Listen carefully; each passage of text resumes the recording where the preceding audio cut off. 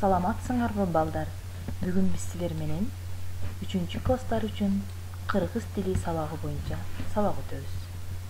Анда эмесе баарыңар кыргыз тили китебиңерди, дептериңерди, ручкаңарды даярдап, экранга жакыныраак келип жайгашкыла. Балдар, сабакка даярсыңарбы?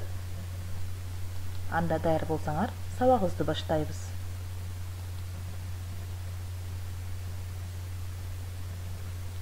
Бүгүн биздин өтө турган сабагыбыздын темасы жай сүйлөм.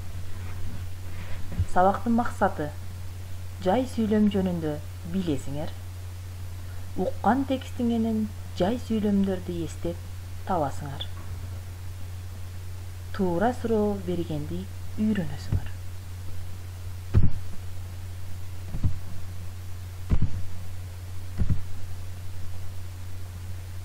Анда бул жакты карайбыз. Биз силер менен өтүлгөн теманы кайталап алабыз. Сүйлөмдөргө көңүл коебуз. Жаз келди. Саат канча болду? Дүйнөдө тынчтык болсун. Эми балдар, бул 3 сүйлөм айтылыш максатына карай кандай сүйлөмдөр? Ооба, туура таптыңар. Жаз келди. Жай сүйлөм. Саат канча болду? Суроолуу сүйлөм. Дүйнөдө тынчтык болсун. Илептүү сүйлөм. Азаматсыңар.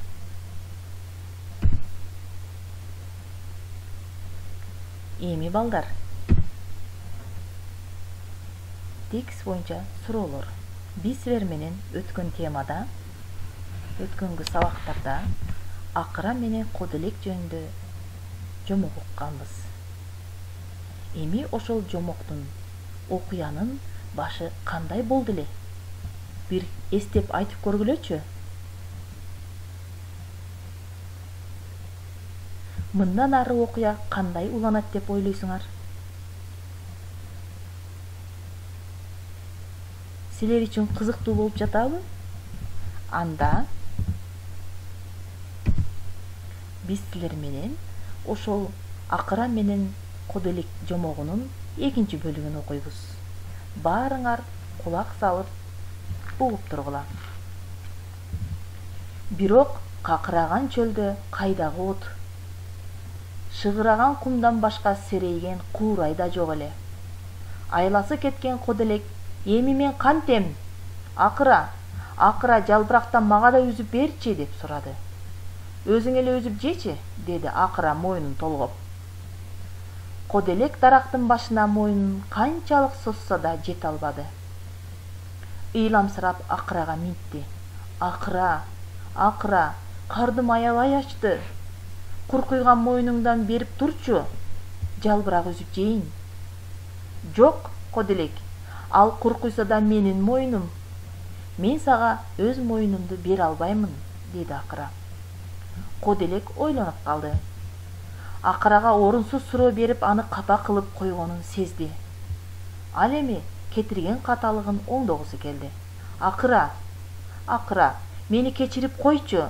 Мындан ары орунсуз суроо берип, сени капа кылбаймын, деди. Аны укканда акыра жибип кетти. Макоо кодилек, ар кимдин өзүнө жараша моюну болорун түшүндүңбү? Узун моюн эмне үчүн керек экенин билдиңби? Деди ага жалбырак үзүп берип жатып. Ошондон кийин кодилек бирөөгө жөнү жок суроо бергенин койду. Ал ошентип акыра менен дос болуп алды. Көрдүңөрбү балдар, силерге акыра менен кодилек жомогу жактыбы?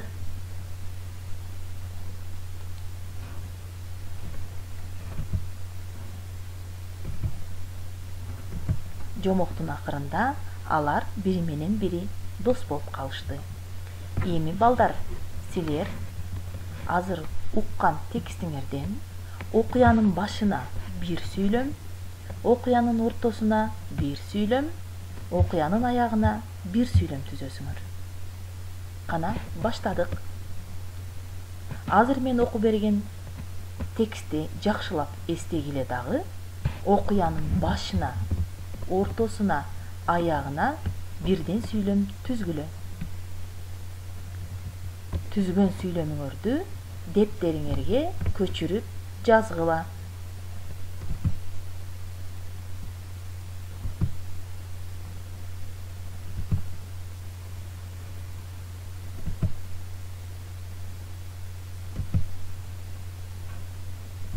Жазып бүткөн болсоңор, бул сүрөттү карайбыз.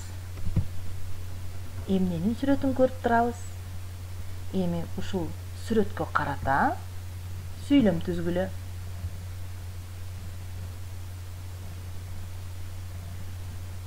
Мүмкүн болушунча жай сүйлөм түзөбүз.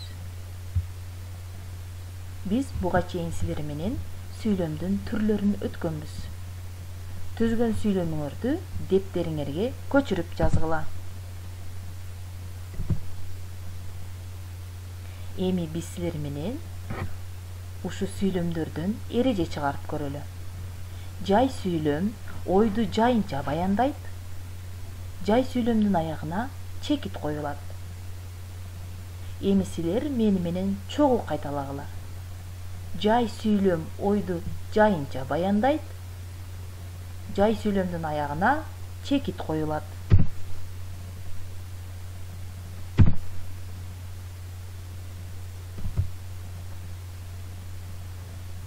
Эми силер ар бириң өз алдыңарча 3 жай сүйлөм түзүп дептериңерге көчүрүп жазгыла.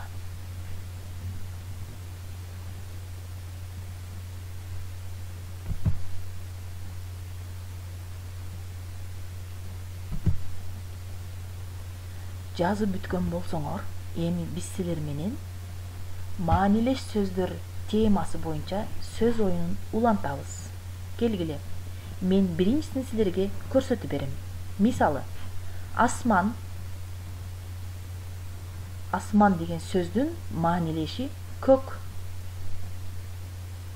Эми силер өз алдынча таап көргүлө. Чурка. Маанилеш сөзүн тапкыла. Кийинкиси аз. Маанилеш сөзүн тапкыла.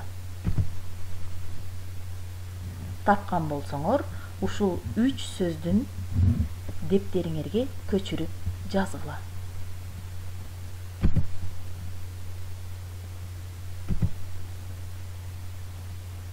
Эми балдар, сүйлөмдү карайбыз. Нөшөрлөп жамгыр жаады. Ушул сүйлөмдү суроолуу жана илеттүү сүйлөмгө өзгөртөбүз. Нөшөрлөп жамгыр жаады бул кандай сүйлөм? Айтылыш максатына карай кандай сүйлөм? Ооба, туура таптыңар. Жай сүйлөм. Себеби аягына чекит коюлду. Эми ушул жай сүйлөмдү силер суроолуу жана илеттүү сүйлөмгө өзгөрткүлө. Азаматсыңар.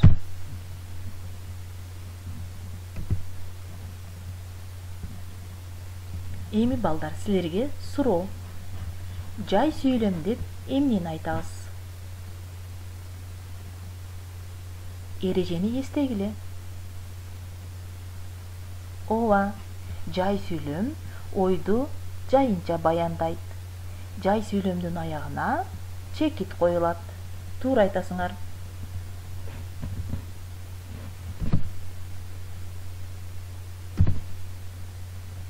Эми балдар, силерге үй тапшырма. Бүгүнкү биз уккан тексттин окуя болгон жердин сүрөтүн тартасыңар. Андан кийин тарткан сүрөтүңөр боюнча 5 сүйлөмдөн турган аңгеме жазасыңар. Эми ушуну менен силер менен бүгүнкү сабагыбызды аяктайбыз. Саламатта калгыла.